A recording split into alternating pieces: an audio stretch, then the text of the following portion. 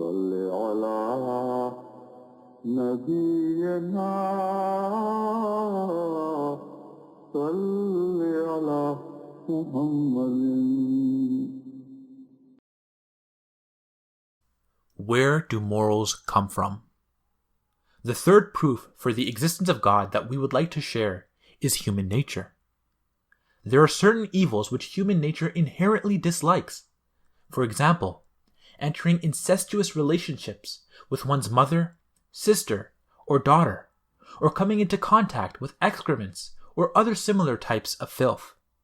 Falsehood, and indeed all other such things which even atheists find repulsive. Why would this be true if there was no God? If God does not exist, why do men differentiate between their mothers, sisters, and other women? Why do they perceive lying to be wrong? By what criterion do they assess these things to be abhorrent to them? If their hearts are not in awe of a higher power, why do they shun such things? For them, truth, falsehood, justice, and injustice should all have the same value, and they ought to act freely in accordance with their inner desires. What is this divine law that governs the emotions and prevails over the hearts of people in a way that even an atheist denies it with his words, but he cannot release himself from his inherent nature? His shunning of sinful acts, or at least his avoidance in disclosing them, is a form of personal evidence that in his heart he too fears having to answer to a king, even if he denies his sovereignty.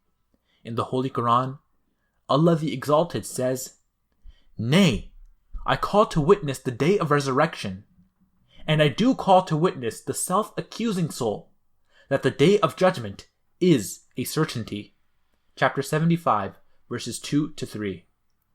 People are mistaken to think that there is neither a God nor a final reckoning, when in fact God has manifested two evidences for this.